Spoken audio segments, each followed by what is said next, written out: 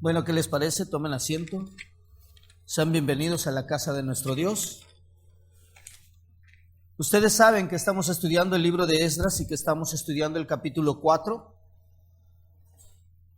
La semana pasada miramos hasta el versículo 5 y hablamos cómo los enemigos de los judíos se levantan en una oposición porque quieren detener la obra que Dios había mandado hacer. ¿Por qué? Por celos. Resulta que los enemigos quisieron llegar con los judíos y decirles: oye, ¿qué te parece si te ayudamos a hacer el templo? Y los judíos dijeron no. Así que en un resentimiento empiezan a infundir miedo, que está en el versículo 4, empiezan a darles miedo o a infundir miedo a los judíos. Y en el versículo 5 está hablando de cómo no solamente ya infunden miedo en los judíos, sino ahora también van y buscan a los gobernadores para que traten de detener la obra.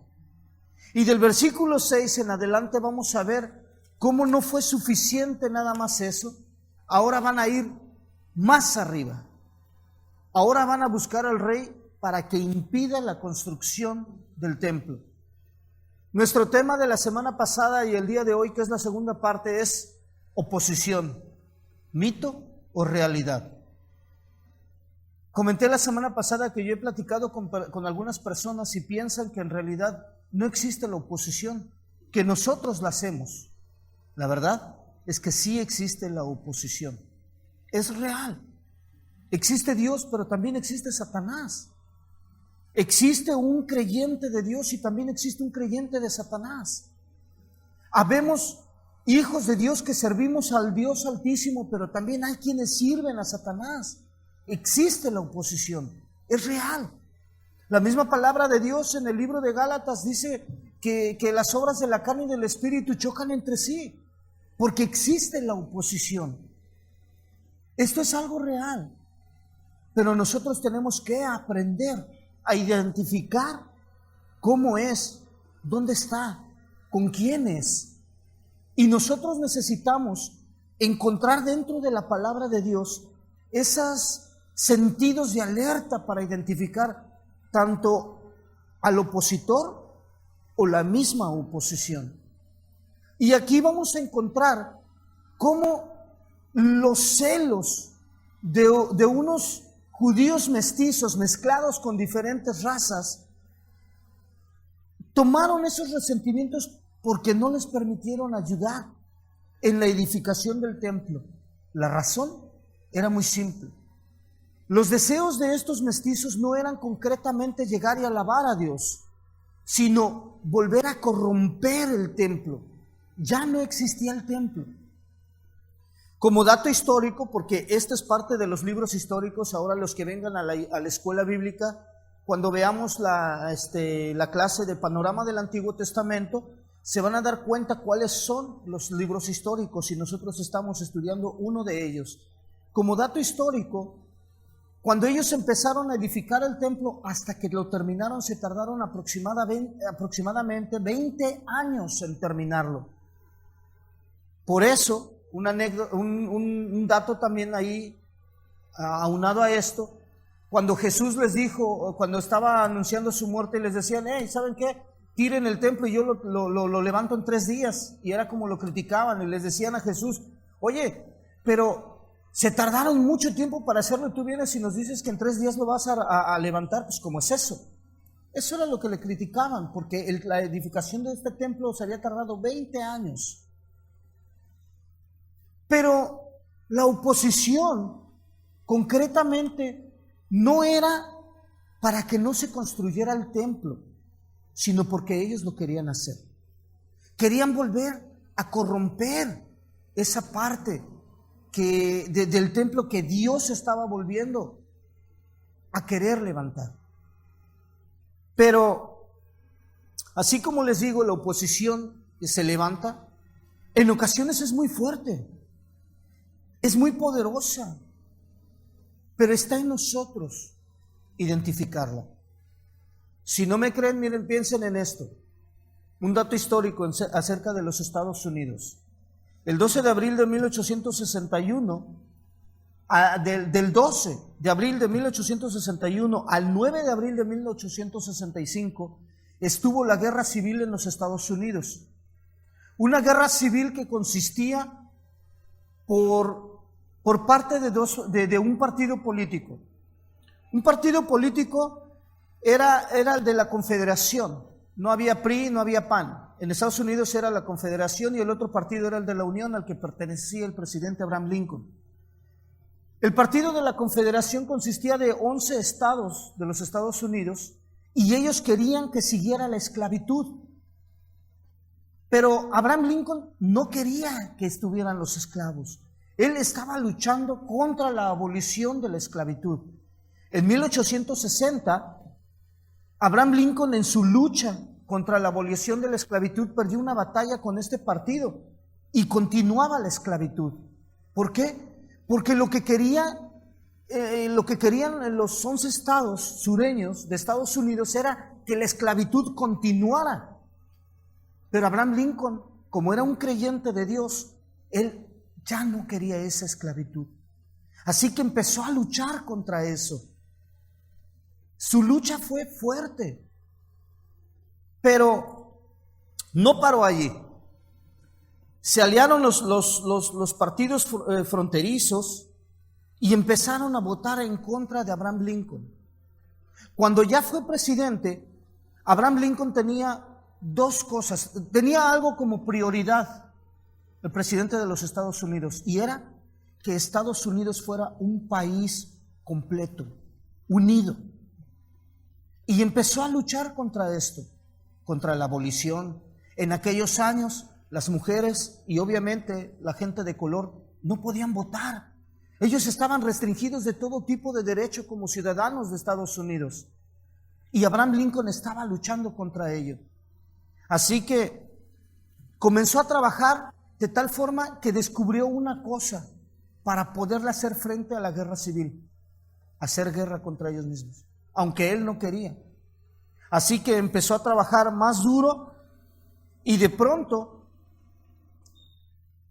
para poder ser reelecto como presidente, necesitaba hacer algo: terminar la guerra civil y luchar contra el partido opositor para que pudiera moverse, y para que el plan de Abraham Lincoln era que si él podía abolir la esclavitud, lograr que las mujeres votaran y que la gente de color votara, quizá probablemente Abraham Lincoln ganaría la reelección como presidente de los Estados Unidos.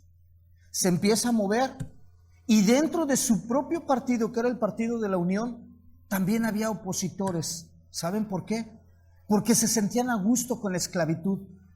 Hay oposición hasta dentro de nuestra propia iglesia hoy en día. Y Abraham Lincoln estaba luchando contra todo. El otro candidato para la presidencia de los Estados Unidos estaba casado con una mujer de color. Y con él mismo estaba luchando, porque tenía razón Abraham Lincoln. Las mujeres también tenían el derecho a votar.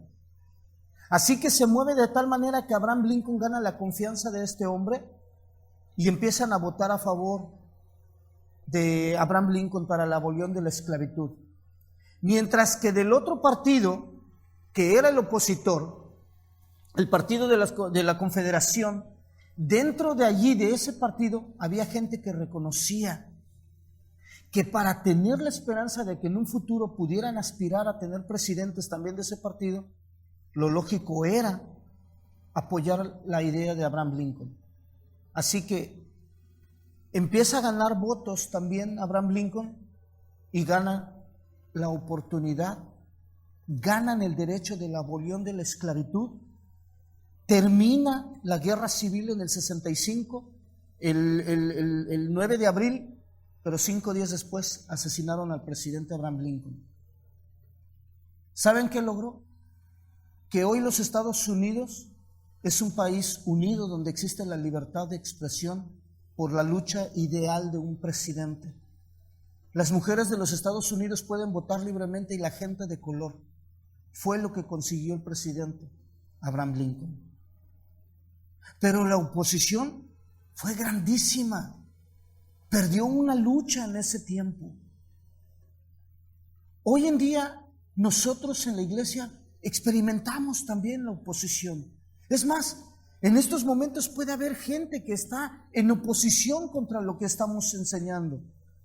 Puede haber gente que esté en oposición contra nuestro pastor, contra el maestro de los niños, contra el líder del grupo de alabanza, contra David quien nos dirigió, contra todo. Pero ¿saben? Lo único que se gana con la oposición es que Dios se manifiesta más en su gran poder. Si no me creen, vamos a entrar en la historia. Capítulo 4 de Esdras, versículo 6. Y fíjense cómo comienzan hablando acerca de los enemigos de los judíos. En el reinado de Asuero, en el principio de su reinado, escribieron acusaciones contra los habitantes de Judá y de Jerusalén. Ya empezaron a vociferar. La semana pasada vimos cómo el enemigo intenta infundir miedo. Luego empiezan a sobornar a los gobernadores para que detengan la obra. Ahora ya van a hablar mal y ahora van a ir más alto. El rey Asuero no hace tanto caso y simplemente los toma por allí. Versículo 7. También en días de Artajerjes, ya es otro rey, escribieron Bislam, Mitridates, Tabeel y los demás compañeros suyos a Artajerjes, rey de Persia, y la escritura y el lenguaje de la carta eran en arameo. Ahora, como ven que sus palabras ya no es suficiente, la única manera que consistía de poder llegar a un rey era por medio de peticiones escritas. No podían presentarse así como diciendo, ¿saben qué? Yo soy el gobernador del estado de Baja California y vengo a que me atiendas. No consistía de esa forma. Era por escrito. Así que entonces van a crear una carta y se van a meter de una manera muy sutil.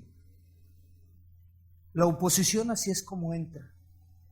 Como un tipo de aspecto galante, fino, educado, culto, muy propio. Así es como entra la oposición.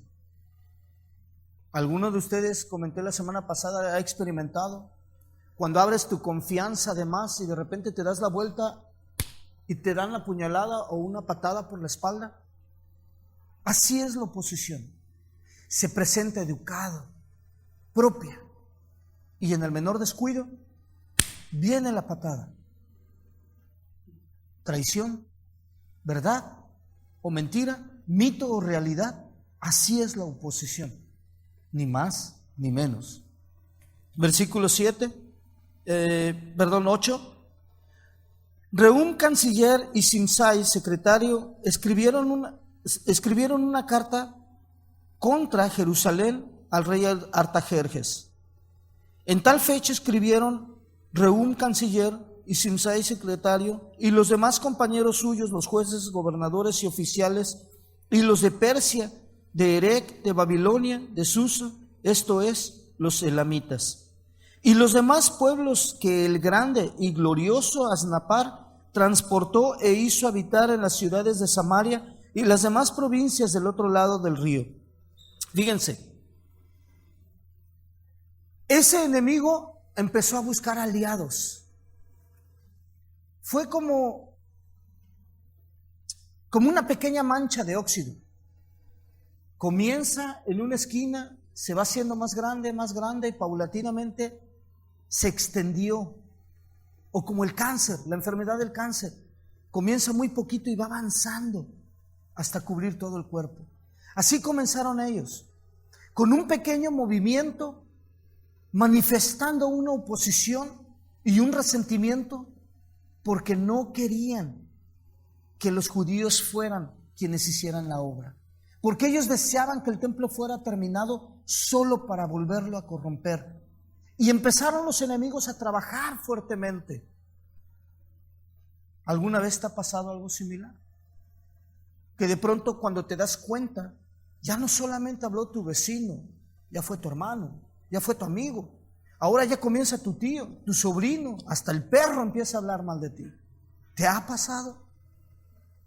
Suele suceder. Porque la oposición, vaya, contra ti, va tomando fuerza, va tomando poder. El chiste es que nosotros estamos esta noche para aprender, para saber cómo identificar la oposición, pero evitando al mismo tiempo que nosotros mismos sirvamos de oposición y nos transformemos en opositores para todo, principalmente contra Dios. Porque una vez que nosotros nos oponemos a la obra de Dios contra el pastor, contra el maestro, contra quien sea, ya no nos transformamos en opositores contra la persona. Ahora ya es un tiro cantado contra Dios. Eso es lo que estaba sucediendo. Ellos no sabían, el enemigo no se había percatado de que ya no estaban en contra de la nación de los judíos, ya estaban contra Dios. Y hasta ahorita, desde el libro de Génesis hasta Apocalipsis, en todos los años que llevo y en lo que he leído, nunca he encontrado una parte que diga que alguien le ha ganado a Dios. Ninguna. Ni Satanás mismo, con todo su poder, con todos sus adoradores, con todos sus siervos, nunca le han ganado a Dios. Aun cuando su oposición es grande y temerosa, jamás lograrán ganarle a un Dios poderoso. Y ellos estaban intentando detener una obra a toda costa, invirtiendo, hablando, infundiendo miedo, tratando de hacer todo lo posible en sus manos para detener algo, una obra que no les pertenecía, una obra que solo le pertenecía a Dios y que Él había escogido al pueblo de los judíos para edificar el templo. Así de sencillo. Y fíjense cómo va a comenzar la carta, Van a notar ustedes la sutileza. Y esta es la copia de la carta que enviaron al rey Artajerjes. ¿Notan los dos puntos? Si tienen su Biblia, ahí van a salir. Y fíjense cómo comienzan. Tus siervos del otro lado del río te saludan. Yo les diría así fácilmente, o como mexicanos les diría fácilmente así: barberos. Porque se tratan del rey. Empezaron a lambisconear. Tus siervos, o sea, tomando una posición humilde, mansa, como diciendo: soy como un niño con un dulce, y diciendo: tus siervos del otro lado del río te saludan. Déjenme contarles, rápido, sencillo, fácil, conciso y directo. Cuando existe una persona que va a servir de oposición, así se presenta.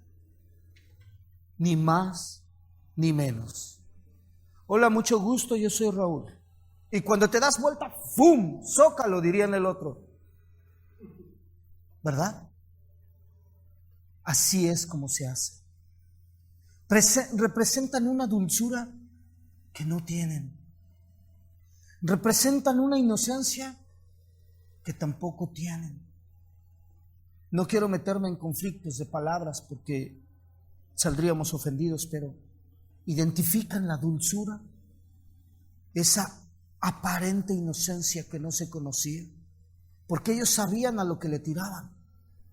Ellos sabían que en ese momento los judíos estaban trabajando en un lado, mientras que estos por acá fueron a la autoridad para detener la obra, presentándose muy sumisos. Versículo 12. Sea notorio al rey que los judíos que subieron de ti a nosotros vinieron a Jerusalén. Quiero remarcar esta parte. No, estos judíos no están diciendo que los mandó el rey Artajerjes. Fueron los que salió con Ciro desde el capítulo 1, lo hemos visto. Los que no han estado, los recordamos en breve. Ciro dio la autorización para que los judíos regresaran a la construcción del templo otra vez. Así que esto no se refiere a Artajerjes porque él haya mandado judíos, ¿sí? Dice que los judíos que subieron de ti a nosotros vinieron a Jerusalén, y fíjense, y edifican la ciudad rebelde y mala, y levantan los muros y reparan los fundamentos. Empiezan a identificar cómo empiezan a hablar. La ciudad rebelde. Empiezan, en pocas palabras, si existiera una ciudad rebelde, los que habitan ahí, ¿qué serían? Rebeldes, ¿verdad? Eso es lo que estaban tratando de decir. En pocas palabras le estaban diciendo al rey: mira, estos que vinieron de ti están contra ti. Fíjense por qué se los comento, ¿ok? Versículo 13. Ahora vamos a entrar ya más al tema. Ahora sea notorio al rey que si aquella ciudad fuera reedificada y los muros fueren levantados, no pagarán tributo, impuesto y rentas, y el erario de los reyes será menoscabado. ¿Saben qué significa erario? Tesoro.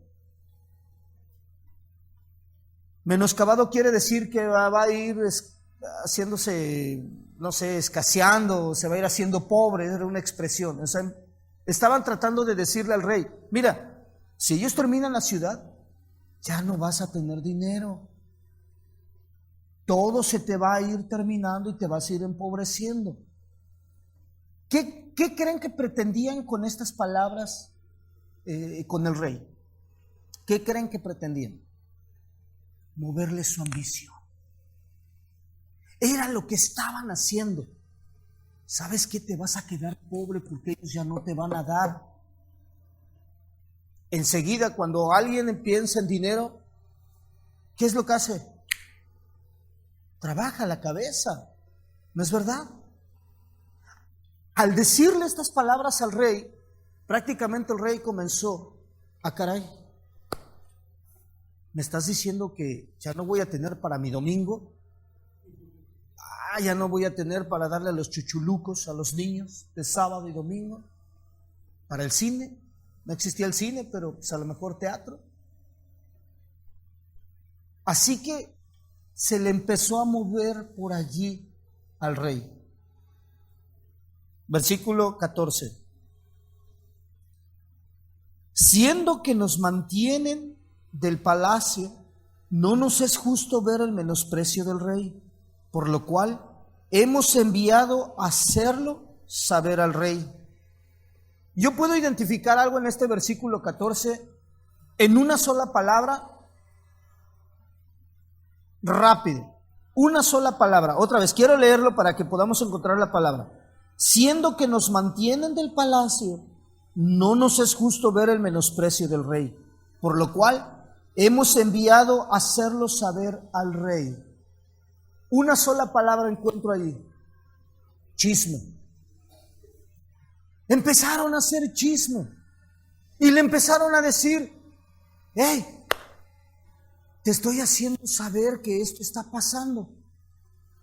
Pero en realidad el rey estaba desconectado de la realidad. Él nunca pudo identificar, que dos reyes antes de él había firmado un decreto para que ellos pudieran construir el templo. Este rey era fácil de manipular en su persona. Era como un títere en manos de los demás. Por eso lo podían manipular sencillamente, fácilmente en su pensamiento. Y él no se percató. Así que era más fácil hacerle un chisme, hacerle saber al rey lo que sucedía. ¿Para qué? Para manifestar que estaban en contra de lo que pasaba. Celos, resentimiento, lo que haya sido. Ellos estaban dispuestos a trabajar de esa manera, creando o inventando para que se pudiera detener la obra. Ahora, versículo 15. Para que se busquen en el libro de las memorias de tus padres, hallarás en el libro de las memorias y sabrás que esta ciudad, rebelde y perjudicial a los reyes, a las provincias y de todo tiempo antiguo, forman en medio de ella rebeliones, por lo que esta ciudad fue destruida. Ellos de pronto empezaron a ser historiadores y les dijeron, ¿sabes por qué fue destruida? ¿Sabes por qué? Porque siempre ha sido ciudad rebelde. Y ellos sabían que sus antepasados también habían sido judíos. Ellos tenían la cultura judía, pero también tenían la cultura de la idolatría. Ellos estaban dispuestos inclusive a renegar de sus propios orígenes con tal de oponerse a la obra de Dios. Ahora fíjense, versículo 16. Hacemos saber al rey que si esta ciudad fuere reedificada y levantados sus muros, la región de más allá del río no será tuya. ¿Qué pueden entender por ahí? Estaban tratando de manipular al rey completamente. Es decir, le estaban tratando de decir al rey, mira, esto si es tuyo, lo vas a perder y ya no vas a tener dinero. Esa ciudad a ti te pertenece, cuando ellos mismos le pertenecían al reino de Persia. Ellos mismos le pertenecían porque ellos pagaban tributo. Persia se había hecho tan poderoso, o el reino medo-persa se había hecho tan poderoso por haber destruido a Babilonia, que todo lo que a Babilonia le pertenecía, todas sus colonias, todos sus reinos, lo tomaron los medo-persas. Ellos mismos le pertenecían a Persia, pero ellos no querían quedarse solos con el paquete de decir, ¿por qué no me dejaste construir el templo? Ahora sabes que voy a estar contra de ti. ¿Alguna vez te ha pasado algo así? ¿Alguna vez te ha pasado que tu vecino ha estado en contra porque no lo apoyaste para que fuera el presidente de la escuela y tu hijo apenas iba en primero de primaria, ¿no? ¿Te ha pasado algo así? Cuando comienzan a hablar mal de ti por lo que haya sido, porque no te bañaste,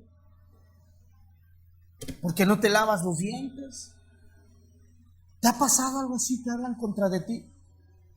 El chiste es manifestar la oposición contra de ti. Es lo que estaba sucediendo. Ellos estaban dispuestos a atacar con todo. Pero hay algo que se está que se ve en este texto. ¿Y saben qué es? La astucia de ellos.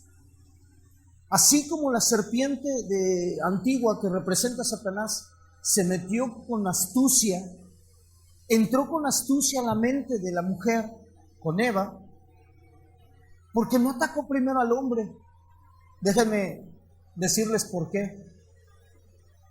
Es simple. Yo creo que Satanás creía que el hombre era más tonto y había que atacar a la inteligencia, ¿verdad? Se metió a la mujer con astucia. Con que Dios te dijo que no comas de este fruto, pero yo te digo que si lo comes no va a pasar nada. Eso fue lo que trató de hacer Satanás. Y aquí ellos están utilizando la misma astucia. ¿Pero por qué creen? Si solamente son un pequeño grupo de personas, de judíos mezclados con otras tribus, mestizos, ¿por qué creen que se estaba manifestando una astucia de esa forma? Porque esa astucia no venía de sus mentes. Es Satanás que siempre ha tratado de oponerse a todo lo que se llama Dios. Absolutamente a todo. Y allí estaba dispuesto otra vez a representar su astucia. Ahora, versículo 17. El rey envió esta respuesta a Rehum, canciller, a Simsai, secretario, y a los demás compañeros suyos que habitan en Samaria y a los demás del otro lado del río. Y fíjense cómo dice: salud y paz. La buena educación de un rey.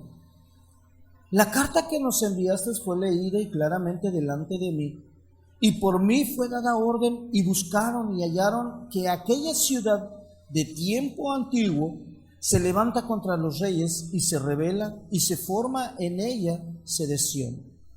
Y que hubo en Jerusalén reyes fuertes que dominaron en todo lo que hay más allá del río, y que se les pagaba tributo, impuesto y rentas. Ahora pues, dad orden que cesen aquellos hombres y no sea ciudad reedificada hasta que por mí sea dada nueva orden. Ahora el rey responde y les dicen, ¿sabes qué? Ya tienen razón.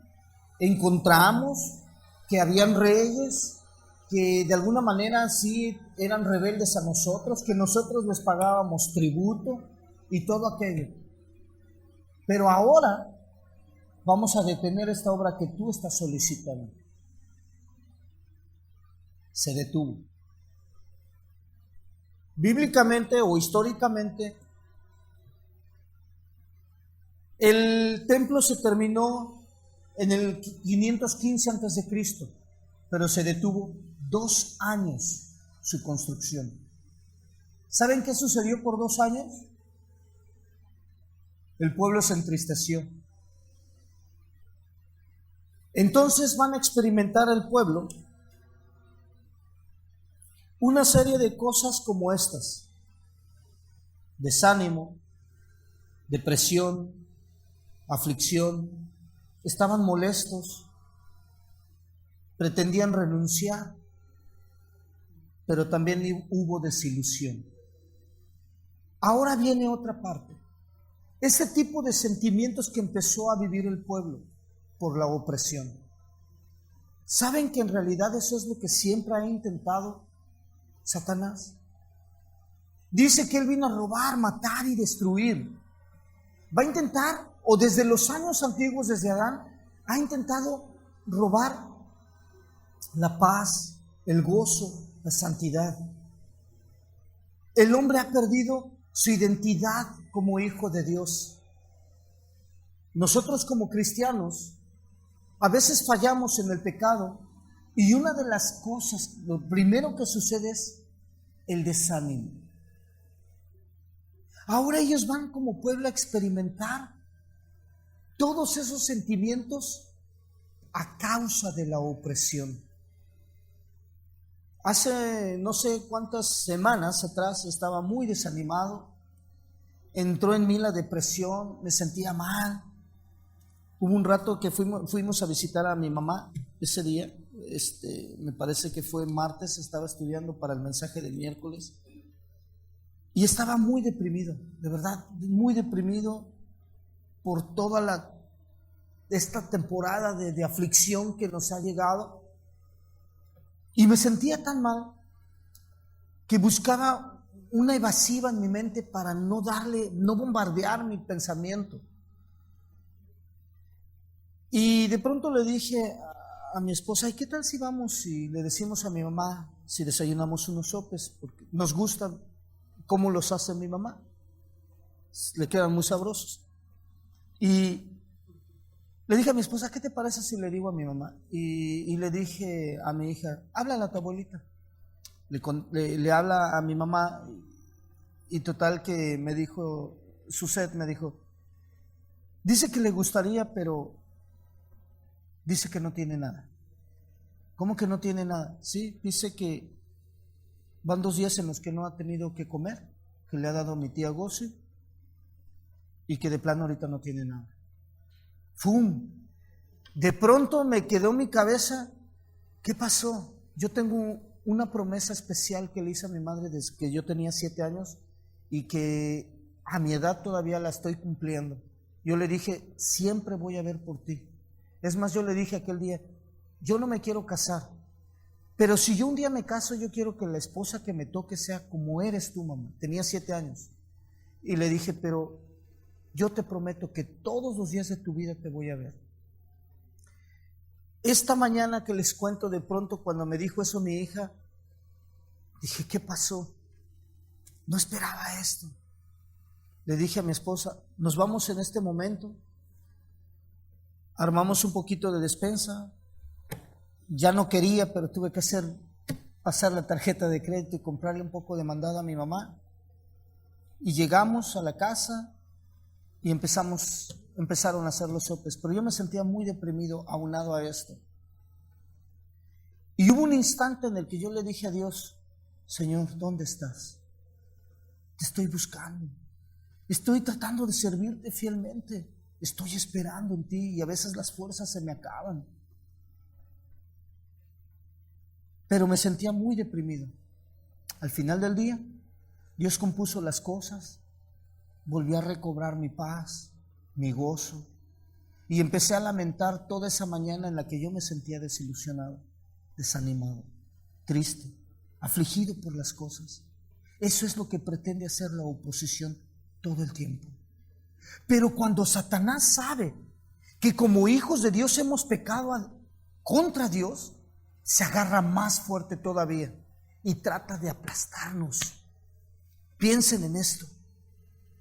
Si Satanás mismo fue capaz de machacar el cuerpo de Jesucristo, haberle arrancado su barba, haberle puesto una corona de espinas hasta que sangrara, haberle latigado de una forma despiadada, haber hecho que cargara una cruz y caminara por mucho camino,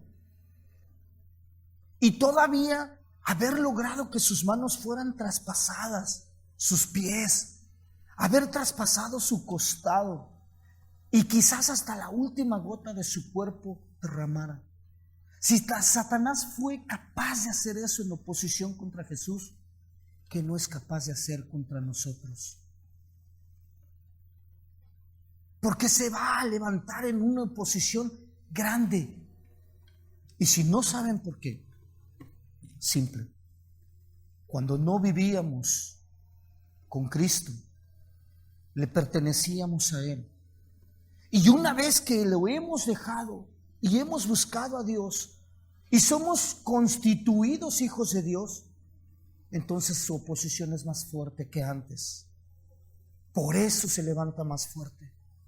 Yo sé que en esta noche y en este lugar, nuestro enemigo anda por aquí. Lo sé bien. Se puede percibir la oposición y se puede percibir al opositor. Pero ¿sabe? Mayor es nuestro Dios. Cuando tú creas que la oposición se ha levantado como la noche fría y lluviosa como ahorita, piensa en esto. No siempre va a llover. Y la noche no va a durar tanto. Quizá mañana va a estar nublado, pero aunque parezca oposición, tienes una esperanza que como el día de hoy, aun cuando amaneció lluvioso, a las 12 del día había un sol radiante y un cielo hermoso y azul con nubes blancas. Así es la oposición. Se levanta fuerte, oscura, lluviosa, fría y parece que no se termina, pero tiene un final también. Y aquí la oposición estaba logrando detener la construcción del templo. Y ellos empezaron a experimentar el desánimo, la aflicción, la tristeza, la depresión, la molestia, el deseo de renunciar. Estaban experimentando todo. Pero había un Dios que lo estaba viendo. Y Él no iba a permitir que la oposición fuera más fuerte que su voluntad de seguir haciendo una obra. Cuando más grande sea la obra de Dios en esta iglesia o en su vida personal, al mismo tiempo la opresión va a ser más grande y más fuerte. Pero tenemos que identificarla. Esta noche el deseo de mi corazón es que podamos no solamente entenderlo, aprenderlo. Que cuando salgamos de este lugar nos llevemos en el pensamiento que es verdad, va a haber oposición y todo el tiempo va a estar allí. Vas a dormirte tranquilamente pensando en tus problemas Y cuando despiertes, vas a despertar con la misma oposición o mayor. ¿Por qué? Porque Dios está trabajando en tu vida personal. Solo el detalle es si tú quieres que Dios mismo continúe trabajando en ti. Porque si eso deseas, tenlo presente, mételo en tu pensamiento, mételo en tu corazón si puedes. Ten presente que no es fácil el camino del cristiano. Puedes creer que todo va a ser color de rosa, no va a haber problemas en el matrimonio. Mi hija estaba a punto de abortar la semana pasada. El camino no es fácil, pero hermoso es el camino estrecho que te lleva a la salvación. Así lo dice el Señor. Ahora bien, fíjense cómo va a continuar. Versículo 23. Entonces, cuando la copia de la carta del rey Artajerjes fue leída delante de Rehum y de Simsai, secretario, y sus compañeros, fueron apresuradamente a Jerusalén a los judíos y les hicieron cesar con poder y violencia. ¿Saben qué hicieron? En cuanto tuvieron la autoridad del rey, ahora sí, papi, me las vas a pagar y viene todo, vas a ver lo que voy a descargar contigo. A ver, ¿dónde están tus ladrillos? ¿Dónde está tu madera? ¿Dónde está esto? Déjalo como esté. Dice que hicieron violentamente con ellos, actuaron con ellos así. No sé si te parece familiar, pero sabes que cuando se levanta contra ti la oposición, parece que todo se ensaña contra ti. No sé si mi mamá usa mucho un refrán muy popular que tenía mi abuelita desde que yo creo que ni nacía. Dicen por ahí, algo mejor ustedes algunos lo saben, dice que cuando no ando muerto me andan buscando. Una referencia que apenas tienes un problema y te va llegando otro, y te va llegando otro, y te va llegando otro, y te quiere machacar. Así es como se levanta contra ti. Y ellos empezaron, el enemigo de los judíos empezaron a actuar con violencia. Pero también la Biblia es un poco sugestiva. Me puse a leer comentarios al respecto y por ahí un comentarista, referente a eso, dice que ellos se estaban gozando, el enemigo se estaba gozando de que la obra se estaba parando. El enemigo empezó a despreciar al pueblo de Israel, diciendo: ¿dónde está tu obra? Ya se detuvo. ¿Qué vas a hacer? Ya no puedes hacer nada. El rey autorizó que ya se paró todo y ¿dónde está tu esfuerzo? Dice que se gozaban y que los estaban despreciando. También dice el comentarista que se burlaban de ellos. ¿Es verdad? Déjame te digo algo que tú no sabes. En el ámbito espiritual, cuando nosotros estamos en tribulación, hay alguien que se burla de nosotros y es nuestro adversario. Yo muchas de las veces ahora, como experimenté ese desánimo y esa depresión, yo creía que Satanás se estaba burlando de mí. Y lo primero que pasaba por mi cabeza, no quiere decir que haya sido él, no lo sé, pero yo tenía este pensamiento. Me imaginaba a Satanás diciendo: ¿dónde está tu nombramiento de pastor? Hey, ¿quieres seguir enseñando? No tienes ni con qué. Mira, estás todo triste. Tu mamá no se está muriendo de hambre, pero pues mira, te enteraste.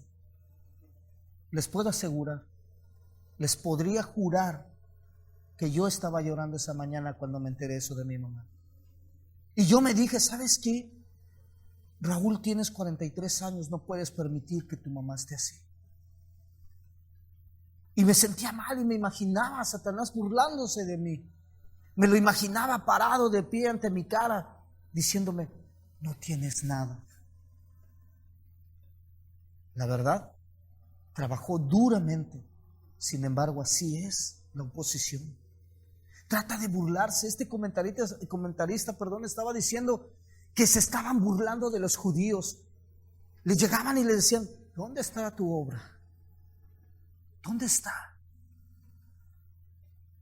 Imagínense. Pero también los rechazaban. De igual forma como sucede con nosotros. ¿Alguna vez te has enfrentado a eso? Yo sé que en mi caminar como cristiano muchas veces me han rechazado. Yo no camino con mi Biblia así por todas las calles, soy cristiano. Yo la verdad no camino de esa forma. Simplemente cuando llega mi turno de hablar, cuando me preguntan: ¿crees en Dios? No solamente creo, confío y lo amo. No voy de presumido, aunque yo debería de caminar con mi estandarte de Jesucristo. Yo no camino así. Pero sí me han rechazado por ser cristiano. Muchas de las veces. Uno de mis tíos, yo tomaba mucho con él.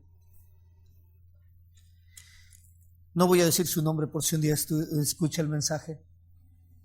Pero yo tomaba mucho con él. Nos íbamos a trabajar. Cuando estábamos en México, trabajábamos juntos en un restaurante francés. Yo era el cantinero y él era el gerente. Imagínense qué complot, qué mafia teníamos. Llegaba él y me decía: ¿qué pasó, hijo? Échame algo, ¿no? Sí, yo le echaba su coñaquito. Y tenía que ser XO, no era cualquier coñac. Y cuando salíamos de trabajar: ¿cómo te fue? No, pues más o menos. ¿Y a ti? No, pues excelente, vámonos. Y nos íbamos a tomar, y ya llegábamos 5 o 6 de la mañana a la casa. Yo tomaba mucho. Cuando él se enteró que soy cristiano, y un día me dijo: échate una cerveza. Le dije: no. Échatela conmigo. No, ya no quiero. Mi cambio de verdad quiero que sea así. Échatela, no seas hipócrita. No. Algunas de las veces le dice a Miriam: yo soy Satanás y le voy a hacer caer. Gracias a Dios ha sido más fuerte mi Dios y no me ha hecho caer hasta ahorita. Pero me han rechazado por ser cristiano. Y el comentarista estaba diciendo que los rechazaban en ese momento. Y ellos empezaron a entristecerse más. Yo creo y me imagino que ellos quizás preguntaban: ¿dónde estás, Dios? Si tú fuiste quien nos mandaste aquí, ¿por qué hoy se detiene tu obra? Ellos no conocían este texto porque no existía. Pero ahora, imagínense por un segundo que hubiera estado este texto diciéndole, cuestionando a Dios o preguntándole: pues no, que mayor eres tú que el que está en el mundo. Se detuvo la obra. ¿Se lo pueden imaginar? Pues no, que eres tú, Señor mayor. Y muchas de las veces nosotros lo juzgamos. Y le preguntamos. Y le decimos: ¿dónde estás? Quiero decirles lo siguiente. Esta noche yo deseo que aprendan esto. Primero, manténganse alerta de la oposición. Y si identifican un opositor, manténganse alerta también. Porque lo más seguro es que una persona que sirva de opositor se va a levantar contra ti mismo. Y ese opositor puede comenzar a hablar mal hasta de ti. Lo que también deseo que sepan es que este es lo más bueno. Tienen que orar por la oposición. En nuestra iglesia, en nuestra congregación, tenemos oposición también. Si tú vas a tener el valor de preguntar y decirme: Raúl, a ver, dime, ¿cuál es la oposición? Yo no la veo. Yo no veo cuál es la oposición. ¿Quieres que te diga cuál es? ¿Quieres practicarla y ver, identificar la oposición? Te voy a pedir de favor que hagas esto. Voltea de allí, voltea hacia tu lado derecho, y de este lado voltea a tu lado izquierdo, y los de aquí volteen como puedan. Volteen. Volteen, les invito. hay algo que tú no miras. ¿Y sabes qué es? La iglesia.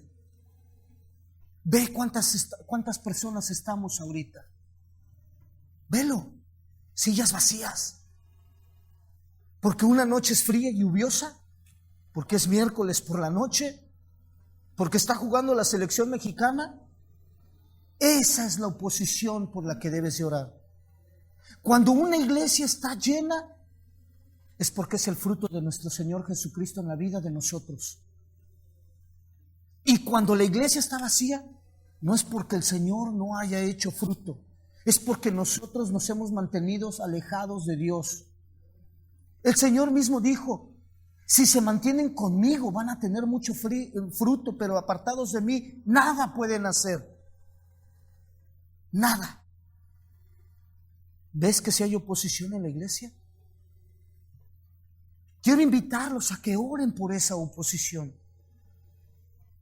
Me encanta cómo está orando Juan Carlos cada domingo o el miércoles cuando canta. Él está orando de esta forma. Y me gustaría invitarlos a que oren también junto con esto. Juan que está diciendo: te pido, Señor, por la compra de esta propiedad, para que sea de la iglesia, no para que sea tuya, o tuya, o tuya, o tuya, que sea de la iglesia. Ese es orar por el principio de la oposición. Porque si hay algo que Satanás no quiere, es que tú estés esta noche aquí. No quiere que tengamos un lugar donde reunirnos. Sabe que si este edificio no estuviera y tuviéramos que poner sillas allá afuera en la calle, no lo vamos a hacer. Primero, porque pasan los carros. Segunda, porque está lloviendo y está haciendo frío. Y tercera, porque mejor no vamos a venir. Esa es la oposición. Puedes verlo. No identifiques a tu hermano como un opositor, pero velo. ¿Verdad que hay oposición?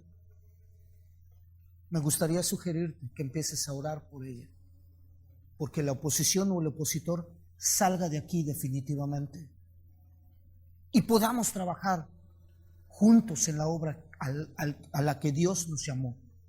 Esta obra que está aquí no le pertenece al pastor Juan Flores, no me pertenece a mí, ni le pertenece a cada uno de los siervos de este lugar. Le pertenece a Jesucristo. Esa es la obra de Él.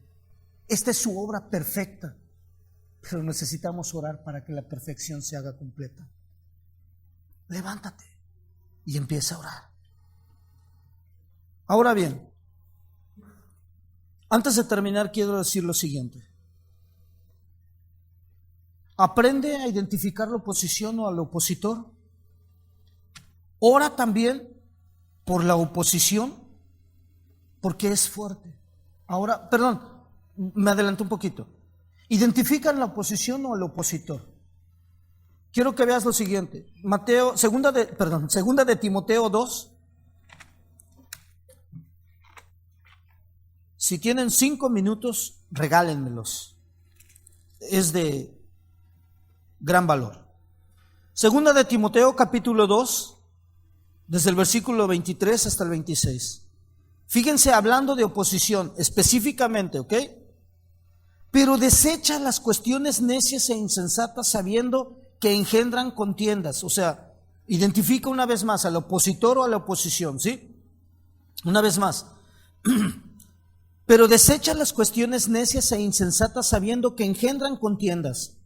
Porque el siervo del Señor no debe de ser contencioso, sino amable para con todos, apto para enseñar, sufrido, que con mansedumbre corrija a los que se oponen, por si quizá Dios les conceda que se arrepientan para conocer la verdad y escapen del lazo del diablo en que están cautivos a voluntad de él. Hablando de oposición o opositor, cuando nosotros estamos oponiéndonos a algo, ya no es de nosotros. Es algo que trabaja en contra de la obra de Dios. ¿Sí? Ahora, ora por tu oposición, es importante. Hablando en el libro de Daniel específicamente, cuando él ve una visión, empieza a orar a Dios. Dios envía la respuesta con su ángel, pero de pronto se encuentra con Satanás y empieza a luchar con él. Dios envía la respuesta con Gabriel, pero de pronto al estar peleando con Satanás, que es la oposición, Dios tuvo que mandar a Miguel para que peleara con la oposición, y de pronto ya Gabriel llegara con la respuesta a Daniel en la petición de su oración. Vas a encontrar oposición hasta en tu oración. Por eso te suplico, empieza a orar por la oposición de esta iglesia, para que si en mi oración y en la oración del pastor Juan y en la oración de quien sea empieza a atacar Satanás, hay algunos otros cuantos orando para que envíe la respuesta de Dios y se salga la oposición que se levante contra su iglesia. Ahora bien, quiero que entiendan una cosa: tampoco es bueno de que sirvamos como opositores. Y esto es más rudo y quizás te va a simbrar en tu pensamiento. Déjame decirte lo siguiente. Cuando Jesús estaba enseñando acerca de su muerte, se levantó Pedro, está en Mateo 16, se levantó Pedro y le empezó a decir: Señor, ¿qué acaso no tienes misericordia de ti mismo? ¿Y saben qué les dijo Jesús? A Pedro: aléjate de aquí, Satanás, porque me sirves de tropiezo, le dijo. Aléjate de mí, Satanás. A mí no me gustaría que si yo me levanto en contra de mi pastor, en contra de la iglesia, a mí no me gustaría que el Señor me dijera a mí: aléjate de mí, Raúl, porque me sirves de tropiezo. Yo no quiero servir de opositor a mi Dios. Así que, alertas. No seamos opositores contra la obra de Dios, porque pues puede haber una paga. Manténganse vivos. Y lo último que me gustaría decirles es que si la oposición se presenta, no se desanimen. No se desanimen absolutamente para nada. Yo me desanimé, me desilusioné, me deprimí, fui atacado en ese momento, pero se me olvidó lo siguiente. Les van a poner aquí en el proyector 2 Corintios capítulo 10. Y van a saber a qué me voy a referir.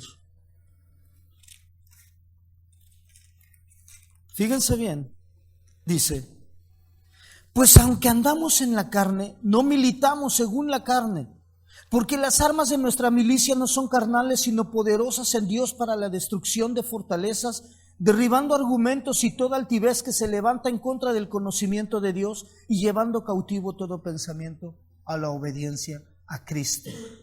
Derribando argumentos, y la oposición es parte de un argumento. Pero ¿saben en dónde están las armas que dice que no son de nuestra milicia, que no son carnales? Está en nuestra oración. Allí es donde derribamos verdaderamente la oposición. Pero quiero terminar de decirles que no se desanimen como me pasó a mí. Efesios 6, capítulo 6, versículo 3. Quiero terminar de esta forma para que se lleven esto en sus mentes, para que podamos estar bien atentos y no deprimirnos. Por tanto, tomad la armadura de Dios para que podáis resistir el día malo y, habiendo acabado, estar firmes. Pongamos la armadura de Dios en nuestro corazón, en nuestro pensamiento. Una exhortación de Pablo completamente, no solamente a esa iglesia. Esto es para nosotros hoy en día. Vistámonos de esa armadura. Las acechanzas del diablo están todo el tiempo así, porque quiere oponerse a la obra que Dios está haciendo en tu vida personal. ¿Crees que yo no tengo frío de estar parado en este momento? Te puedo asegurar que tengo mis pies fríos, pero mi corazón está caliente de estar sirviendo a mi Dios. Aunque haya oposición, estoy feliz de estar en este lugar, porque si yo no conociera a Dios, lo más seguro es que en este momento estuviera borracho, si es que estuviera en mi casa.